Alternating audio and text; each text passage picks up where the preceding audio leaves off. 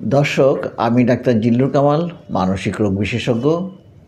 এই অস্থির সময়ে আপনাদের কিছু স্বস্তির কথা বলতে, অথবা বলা যায় কিভাবে এই অস্থির সময়ে কিছুটা সুস্থিরতা আনা যায় সে বিষয়ে কথা বলতে আজকে আপনাদের সামনে হাজির হয়েছি।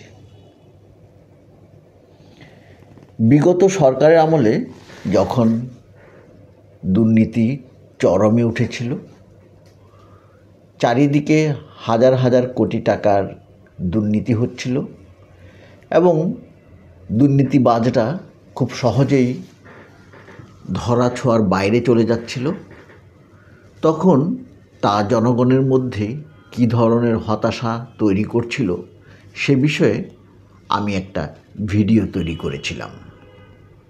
তার লিঙ্ক ডেসক্রিপশনে থাকবে। সেই সরকারের পতন ঘটেছে, নতুন সরকার এসেছে, কিন্তু নতুন সরকার আসার পর যে স্বস্তিটা দরকার সেটা এখনও আসেনি। বলা যায় একটা ক্রান্তিকাল চলছে দেশের মধ্যে।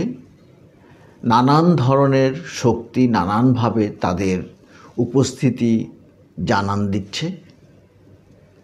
তারা এতদিন নানানভাবে নির্যাতিত ছিল, অথবা বলা যায় তাদেরকে নিশ্চুপ থাকতে বাধ্য করা হচ্ছিল। এখন তারা তাদের সরব উপস্থিতি ঘোষণা করছে। এর ফলে যেগুলো দেখা যাচ্ছে তা হচ্ছে কিছু লোক কোনো বিষয়ে একত্রিত হয়ে কিছু একটা ঘটনা ঘটিয়ে ফেলছে। আগের সরকারের সাথে সম্পর্কিত ব্যক্তির বাসায় হামলা করছে, আগের সরকারি দলের সমর্থক বলে কাউকে প্রতীয়মান করে বা ইঙ্গিত করে তাকে নির্যাতন করছে, তার ধন সম্পদ লুটপাট করছে। দেখা যাচ্ছে সম্প্রতি একজন নারী শিক্ষার্থীর ওড়না পরা নিয়ে একটা মন্তব্য করে তর্ক বিতর্কের ঝড় তুলেছেন একজন। কেউ এই ব্যক্তির পক্ষে বলছেন, তাকে ফুলের মালা, কোরআন শরীফ ইত্যাদি দিয়ে বরণ করছেন একদল লোক। আবার কেউ কেউ সেই ছাত্রীটির পক্ষে গিয়ে কেন তাকে এইভাবে নির্যাতিত করা হবে, হেনস্থা করা হবে, এসব বিষয় বলছেন। দুজন নারীর প্রকাশ্যে সিগারেট খাওয়া নিয়ে বিতর্ক তুঙ্গে উঠেছে। মেয়েরা সিগারেট খেতে পারবে কি না এ বিষয় নিয়ে নানান মন্তব্য নানানজনে বলছেন। সিগারেট খাওয়াটা এমনিতেই স্বাস্থ্যের জন্য ভালো না। নারী পুরুষ নির্বিশেষে প্রত্যেকেরই উচিত সিগারেট থেকে দূরে থাকা। কিন্তু দেশটা এখন স্বাধীন হয়েছে এবং এই স্বাধীনতা মানে অনেকের কাছে দাঁড়িয়ে গেছে আমার ইচ্ছে মতো যা কিছু বলা বা করার অধিকার জন্মানো। ব্যাপারটা কি আসলে তাই? আমি কানাডায় দেখেছি এবং ভিয়েনাতে দেখেছি, অস্ট্রেলিয়াতে দেখেছি, মেয়েরা অনেক খোলামেলা পোশাক পরে, পুরুষরা সেদিকে কোনো ভ্রুক্ষেপই করে না, তারা এসব বিষয়ে অভ্যস্ত। মিশরে কায়রো লাইব্রেরিতে আমাদের যে গাইড ছিলেন তিনি একজন নারী। তিনি আমাদেরকে সব কিছু ব্যাখ্যা করে দেখিয়েছেন। তার পরনে ছিল কালো স্যুট। মালদ্বীপে আমি দেখেছি মেয়েরা দলে দলে সাইকেল চালিয়ে তাদের স্কুল থেকে বাড়িতে ফিরছে। মালয়েশিয়া এবং ইন্দোনেশিয়াতেও মেয়েদেরকে আমি দেখেছি সাধারণ হিজাব পরা এবং স্বাভাবিক পোশাক পরা। অতএব কোনো কিছুকে আমরা সুনির্দিষ্টভাবে করতেই হবে, এটাই করা উচিত, এই যে বিষয়গুলো চাপিয়ে দেওয়ার চেষ্টা করছি, এটা আমরা কিসের ভিত্তিতে করছি? যারা এসব করছেন তারা নিজেরা ভাবছেন যে তারা যা ভাবছেন সেটাই সঠিক। হ্যাঁ, এটা আপনার দৃষ্টিতে সঠিক, কিন্তু আপনি কি এ বিষয়ে সবার মতামত নিয়ে বিষয়টাকে চূড়ান্তভাবে রাষ্ট্রীয়ভাবে ঠিক করেছেন? আপনার বা আমার কারো কি অধিকার আছে অন্যে কি পড়বে, কি খাবে, কিভাবে চলবে সে বিষয়ে কথা বলার? বিশেষত যদি কোনো বিষয়ে রাষ্ট্রীয় কোনো আইন না থাকে। যেমন ফ্রান্সে আইন করেছিল মেয়েরা হিজাব পরতে পারবে না। তাদের যুক্তি ছিল যে সামাজিকভাবে কেউ কাউকে ধর্মীয় কোনো পরিচয় দিতে পারবে না, এবং সে কারণেই তারা এ বিষয়ে নিষেধাজ্ঞা জারি করেছিল। ইউরোপ এবং আমেরিকায় চার্চকে রাষ্ট্রের যেই ক্ষমতা, যে কাজ, তার থেকে আলাদা করে দেওয়া হয়েছে, যার ফলে কেউ কারো ধর্মীয় পরিচয়ে পরিচিত হয় না।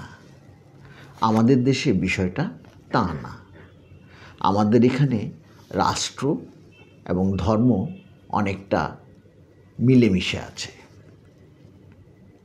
তাই বলে সবাই যে ধর্মটাকে একেবারে গভীরভাবে ভালোবাসে, গভীরভাবে পালন করে তাও না। যে যার মতো পালন করছে এবং যে যার মতো ধর্মকে পালন করাটাকেই সঠিক মনে করছে। কিছু লোককে দেখছি মাজার ভাঙতে যাচ্ছে, বাউলদেরকে আক্রমণ করছে। কে আপনাকে অধিকার দিয়েছে মাজার ভাঙার? আপনি যেভাবে ধর্মকে পালন করেন সেটাই একমাত্র সঠিক ধর্ম, সেটা কে বলল? হতে পারে আপনার দৃষ্টিভঙ্গি সঠিক। আসলে কে কিভাবে ধর্ম পালন করলো, কি করলো না করলো, আমার বক্তব্যের জায়গাটা সেখানে নয়। মানসিক রোগ বিশেষজ্ঞ হিসেবে আমি এসব বিতর্কে জড়ানোর কোনো কারণ দেখি না। এই প্রসঙ্গগুলো আনার আমার দিক থেকে যে কারণ, সেটা হচ্ছে এই প্রসঙ্গগুলো আমার যে রোগী তাদেরকে কিভাবে প্রভাবিত করছে তা বলা, এবং কিভাবে মানসিক রোগের প্রভাব বাড়াচ্ছে সেটা বলা। এই যে চারিদিকে অশান্তি, অস্থিরতা, কে কখন কাকে মাইকে ঘোষণা দিয়ে মার দেবে, কে জটলা পাকিয়ে কাকে মারবে, কাকে ধরবে, হেনস্থা করবে, আমি এটা করলে না মার খাই, আমি ওটা করলে না হেনস্থা হই, এই যে বিষয়গুলো সমাজে চলছে, এই বিষয়গুলো আমার রোগী যারা অ্যাংজাইটি ডিসঅর্ডার অর্থাৎ অতি দুশ্চিন্তাগ্রস্ততা অথবা বিষণ্ণতায় ভুগছেন, তাদের বিষণ্ণতা এবং অস্থিরতাকে বাড়িয়ে তুলছে। যারা সিজোফ্রেনিয়া রোগে ভুগছিলেন তাদের উপসর্গগুলো বাড়িয়ে দিচ্ছে, বাইপোলার ডিসঅর্ডারের রোগীকে আবার উত্তপ্ত করে তুলছে। সুতরাং আমরা যদি চাই সমাজে আমাদের মানসিক সুস্থিরতা বজায় থাকুক, মানুষ সুস্থ থাকুক, তাহলে এই অহেতুক বিষয়গুলোকে আমাদের এড়িয়ে চলতে হবে, এবং যে বিষয়গুলো আলোচনার মধ্য দিয়ে শান্তিপূর্ণভাবে সমাধান করা সম্ভব সেগুলোকে সেভাবেই সমাধান করতে হবে। মানুষের মধ্যে আতঙ্কের সৃষ্টি হয় এমন কিছু করা ঠিক হবে না।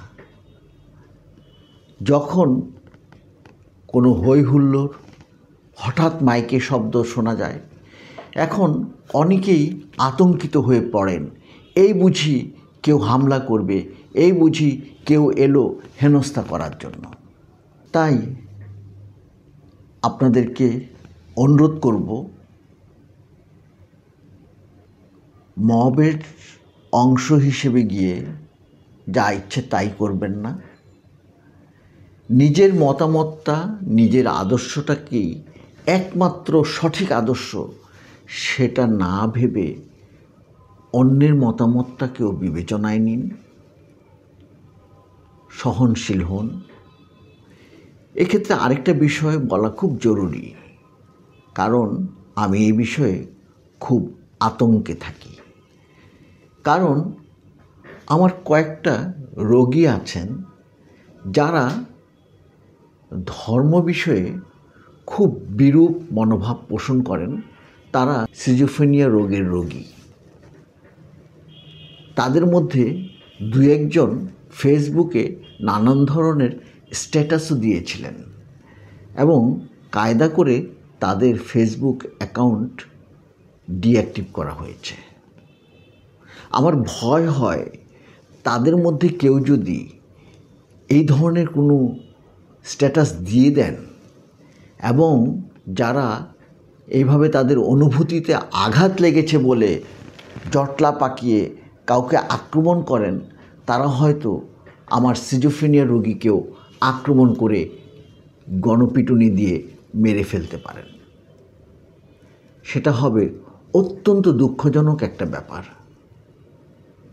তাই আপনি সব বোঝেন, আপনি বিচার করার মালিক। এই ধরনের চিন্তা না করে কোনো কিছুতে যদি আপনার মনে আঘাত লাগে তাহলে আইনের আশ্রয় নিন, শান্তিপূর্ণভাবে তার সমাধান করুন। দর্শক, আমাদের সবার জন্য শান্তি আসুক, সবাই আমরা শান্তিতে থাকি, এই কামনা করছি। ভিডিওটি ভালো লাগলে লাইক, শেয়ার, কমেন্ট করবেন। আবার দেখা হবে অন্য কোনো দিন, অন্য কোনো ভিডিও নিয়ে। ততদিন ভালো থাকবেন। ধন্যবাদ।